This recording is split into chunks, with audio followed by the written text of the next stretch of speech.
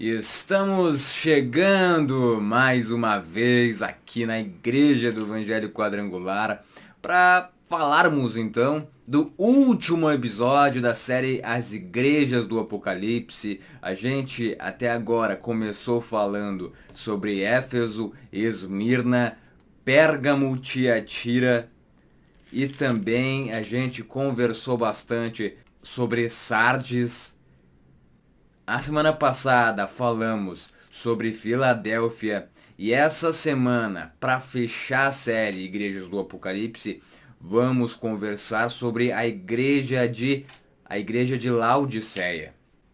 Mas antes de conversarmos sobre essa igreja, eu peço que de antemão você já comente, já compartilhe esse vídeo, curta o vídeo, curta o conteúdo, espalhe esse vídeo para as demais pessoas. Então, hoje vamos falar sobre a igreja de Laodiceia.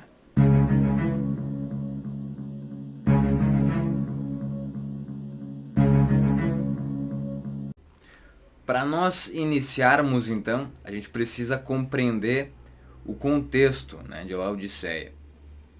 Vamos iniciar então esse estudo, Aqui, Jesus começa dizendo o seguinte: estas coisas diz o Amém, a testemunha fiel e verdadeira, o princípio da criação de Deus. Conheço as tuas obras, que nem és frio e nem quente. Quem deras fosse frio ou quente.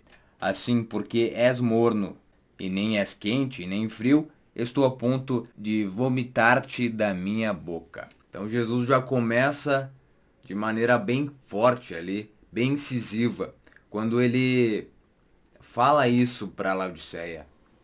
Eu conheço as tuas obras e sei que vocês não têm agido como pessoas firmes na fé, que me conhecem verdadeiramente, e nem como pessoas que são incrédulas, mas vocês têm agido como religiosos. Jesus estava dizendo aqui para Laodiceia: vocês têm cumprido seu papel dentro da igreja. É a mesma mensagem, mais ou menos, que aconteceu para a igreja de Éfeso. Éfeso faltava o primeiro amor. Agora a igreja de Laodiceia se envolveu em uma trama religiosa a ponto de que as suas obras não eram obras de pessoas que conheciam Jesus. Eram obras de pessoas religiosas, puramente e especificamente religiosas. Podemos comparar a igreja de Laodiceia, a igreja morna de Laodiceia, a, por exemplo, os fariseus. A gente vai perceber lá em Lucas 18 que Jesus conta uma parábola, a parábola do fariseu e do publicano. Ali ele contextualiza para os seus ouvintes que haviam duas pessoas. O fariseu, que estava sentado nas primeiras fileiras da sinagoga e que batia no peito e dizia: obrigado, Senhor, porque o Senhor me deu isso, porque o Senhor me deu aquilo, porque eu sou assim e sou assado. Já o outro, um publicano, aquele que tinha o conhecimento que não era perfeito, estava na última fileira do banco e dizia, com a sua cabeça baixa, dizia: Senhor, eu não sou digno do Senhor. Me perdoa, eu sei que eu estou errado. Não estou aqui trazendo as palavras certas dessas pessoas, mas é mais ou menos o que a história conta. O ponto aqui é que o fariseu, lá na frente, a gente pode taxar ele de morno, porque ele estava apenas cumprindo uma obrigação religiosa com o intuito de ser visto pelos outros. Já o publicano, ele sabia que ele era frio espiritualmente, ele sabia que ele não era digno da presença de Deus. E muitas vezes, nós nos esquecemos disso. Muitas vezes nós cumprimos tarefas na igreja e não percebemos a nossa mornidão? Sabe, meus irmãos, o publicano, ele era frio na fé, ele não era quente e muito menos morno, ele era frio, ele conhecia a sua frieza, ele sabia de onde ele vinha. E é isso que Deus, que Jesus gosta nas pessoas. Às vezes, o frio é espiritualmente muito melhor que o morno, porque o frio, ele sabe que ele precisa melhorar, ele sabe que ele precisa da misericórdia de Deus. Já os fariseus da época, por exemplo, pessoas mornas, se achavam o máximo, eram hipócritas, como Jesus inúmeras vezes falou nos textos bíblicos. Eles só apenas estavam atrás de aplausos, atrás de reconhecimento. Eram pessoas que não realmente buscavam Deus de todo o coração. E a pessoa fria, o publicano, o pecador reconhecido, a pessoa adúltera, ela sabia que tinha pecado, ela sabia que precisava de transformação.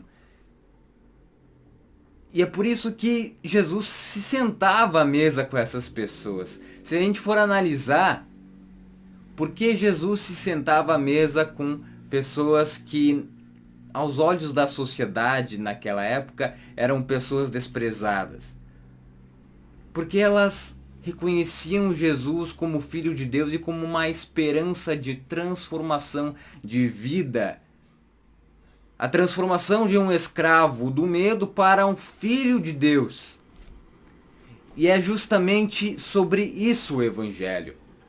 Não é sobre a mornidão espiritual, não é sobre o conhecimento da letra, da lei, mas é sobre o conhecimento da graça e do recebimento dessa graça. Podemos analisar também a história de Paulo. Paulo, em Atos 9, era um cara totalmente religioso que buscava matar os cristãos a todo custo. Até inclusive tinha buscado uma carta com os seus superiores para executar os cristãos. Mas, no meio do caminho para Damasco, Jesus encontrou ele. As escamas dos olhos de Paulo caíram.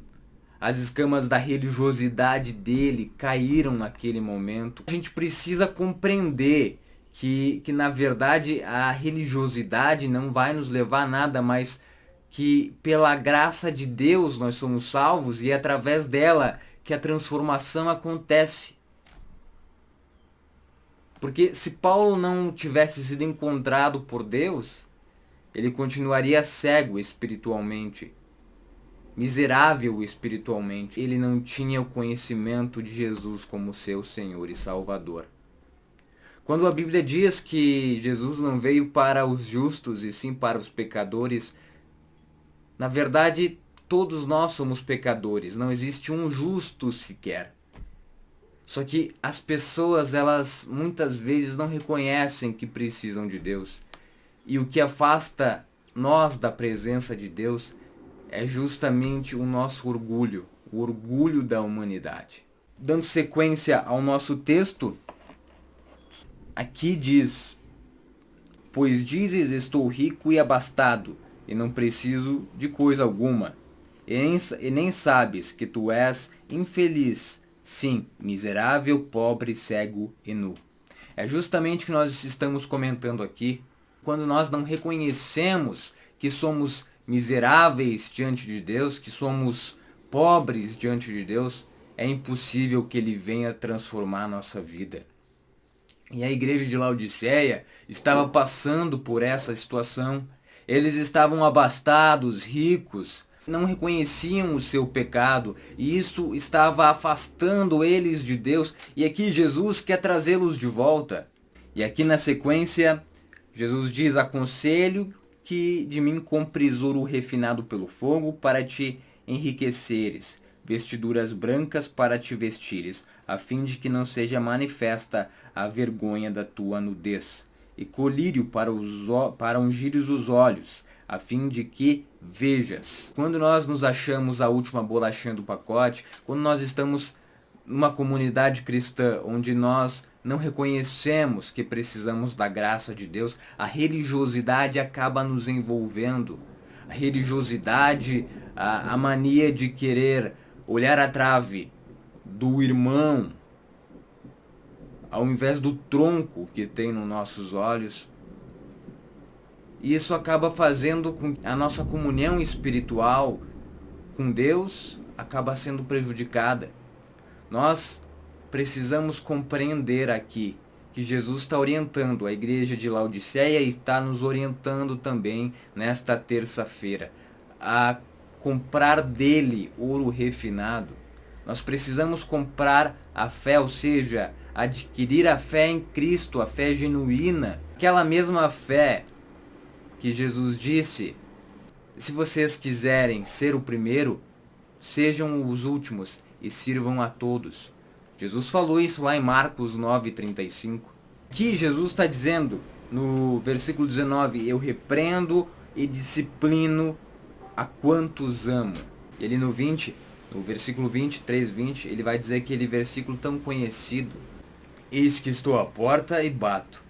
E se alguém ouvir a minha voz e abrir a porta, eu entrarei em sua casa e cearei com ele e ele comigo.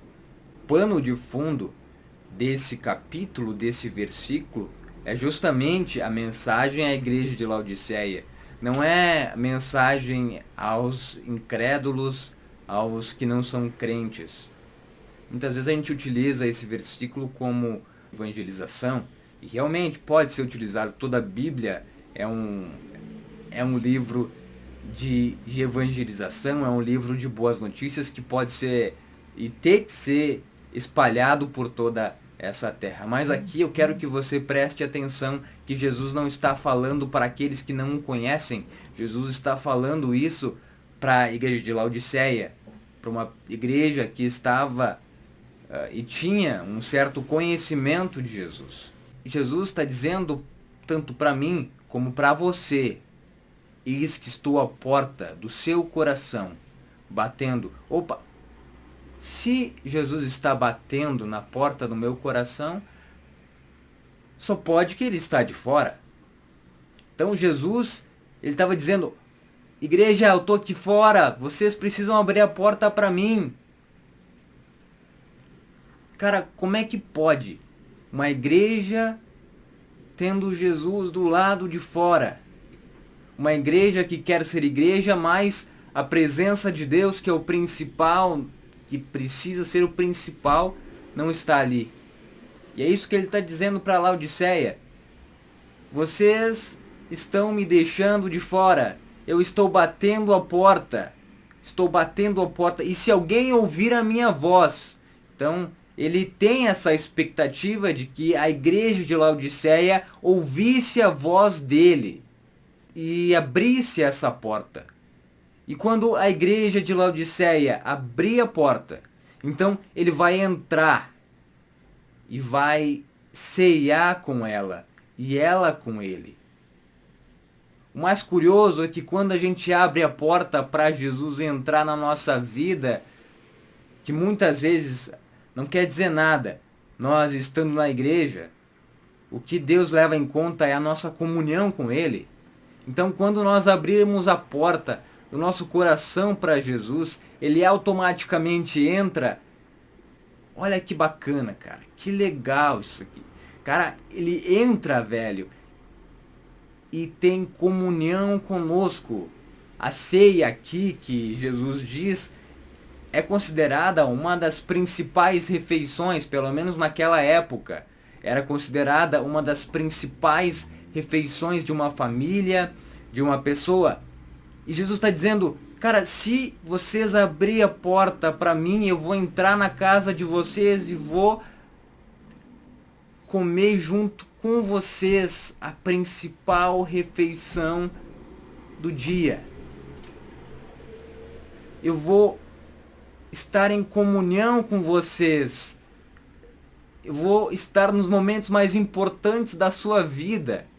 Eu vou fazer parte do seu cotidiano. Ele está dizendo isso, Jesus, que massa, cara. Jesus está dizendo: abram a porta que eu quero entrar e quero ter uma comunhão E não só isso, eu quero ser a principal refeição da vida de vocês. Eu me sinto maravilhado ao bater os meus olhos nessas letras aqui da Bíblia e perceber que Jesus ainda nos ama a ponto de escrever um livro se revelando aos seres humanos para ter um relacionamento com eles. E aqui Jesus está dizendo: eu estou batendo na sua porta.